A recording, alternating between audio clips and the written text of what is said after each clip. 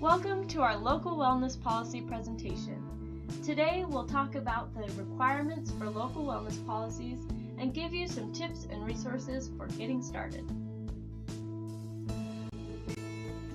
We'll be talking about the background on wellness policies, some of the USDA requirements, and how to build a good policy. We'll also offer some resources for you to help you build your policy.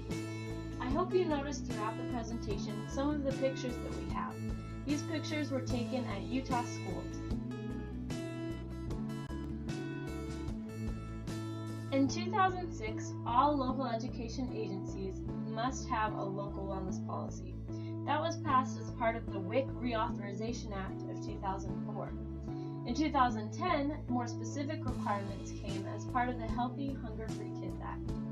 In 2014, a proposed rule came that published some more requirements for local wellness policies.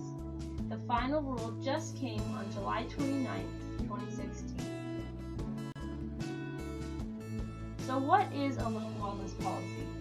It's a set of guidelines that set nutrition and physical activity goals for your schools.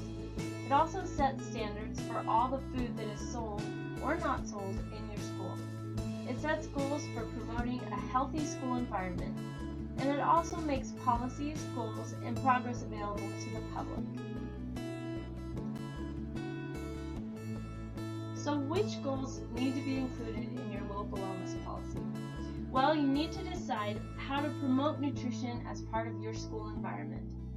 Then you need to set goals for nutrition education. This could be done in the classroom, in a cafeteria setting, or even during PE. Next, you need to set a goal for physical activity. What can you do at your school to promote physical activity during the school day? And finally, any other school-based activities that promote student wellness. This could be field days that promote physical education or informational days in your cafeteria to teach students about nutrition. You also need to set nutritional guidelines. First, you must have guidelines for all food or beverages that are sold. These beverages and foods must meet the meal nutrition standards. They also have to meet standards for smart snacks in school. You also must have policies for other food on the school campus that is not sold. This could include food given out at classroom parties, classroom snacks that are brought by parents, or other food incentives that are given out by teachers. You must have a policy in place that sets nutritional guidelines for these foods as well. Finally, you must have nutritional guidelines for food and beverage that is marketed at your school. Only for those foods and beverages that meet the Smart Snacks in School nutrition standards should any marketing take place at your school.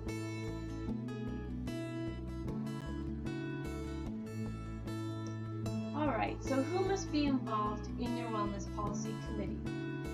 You must permit participation by the general public and also through the school community. Participants should include parents, students, representatives of your school, teachers such as physical education teachers or others, school health professionals, members of the school board, and also school administrators.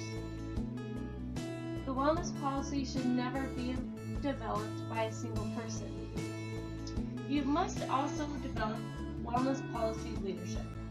This can include one or more LEA and or school officials.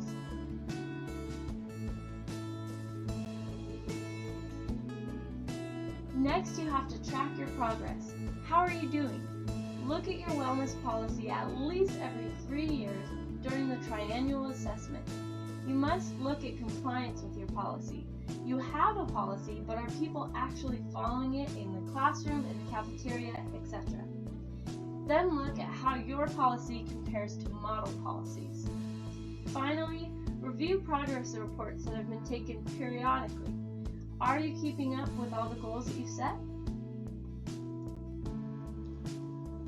Alright, so now we've talked about what must be included in your wellness policy.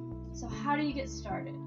The first step is to build your team. Spend time preparing a good team because everything else will rest on the input that you have from your wellness policy committee.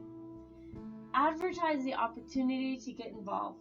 and build a diverse group. Remember to invite parents, students, school representatives, teachers, health professionals, and school board and school administrators. You want to get a diverse group because each member of your group will bring a unique perspective that can help to enhance your policy. Remember, this cannot be a policy developed by just one person. Finally, set a time to meet as a group and discuss the goals and objectives that you have for your wellness policy. The next step after you've met as a group and decided on your goals and objectives is to write the policy. So draft a policy first. Draft a policy based on the goals and objectives that you've discussed, and then check the draft for wellness policy requirements. Third, revise and finalize your draft. Create a final version of your wellness policy that you can publish from your school. The next step is to adopt the policy. Now that you have the policy officially in place, make sure that the policy is approved by the school board. Then follow any district guidelines that are necessary for adopting a new policy. Next, implement the policy. Implement the policy by training your staff in the kitchen and in the classroom how to follow your wellness policy. And finally, monitor your implementation. Monitor and evaluate policy implementation throughout your district. Assign district members to oversee policy implementation. We find it's best if the people assigned to oversee the policy aren't necessarily nutrition staff. Resources. I wanted to give you a quick snapshot of some of the resources that you have available. Team Nutrition is a great one. If you visit this website, you can find different helpful resources, such as the ones listed below, for a local process, how to develop, implement, and evaluate a school wellness policy. The next resource that I'm excited to introduce is Action for Healthy Kids. This is a community-based group, and currently it's being headed by a member of the local health department. They provide resources, regulations, and technical assistance regarding wellness policies. They'll share with your district some model wellness policies that you can use, and show you how to implement specific goals for physical activity and nutrition. They'll also help you find ways to assess the quality of your wellness policy using a tool they've developed called WellSat 2.0. They'll help you promote and educate through presentations to various groups throughout your district, such as teachers, parents, students, and administrators. They'll help you encourage your wellness policy implementation and provide background on nutrition and physical activity guidelines and obesity prevention. So if you want to utilize this resource, please don't hesitate to contact Action for Healthy Kids at utahfhk@gmail.com. Thank you for participating in our training. We hope you'll look at Canvas to find more resources that will help you get started in writing your local wellness policy.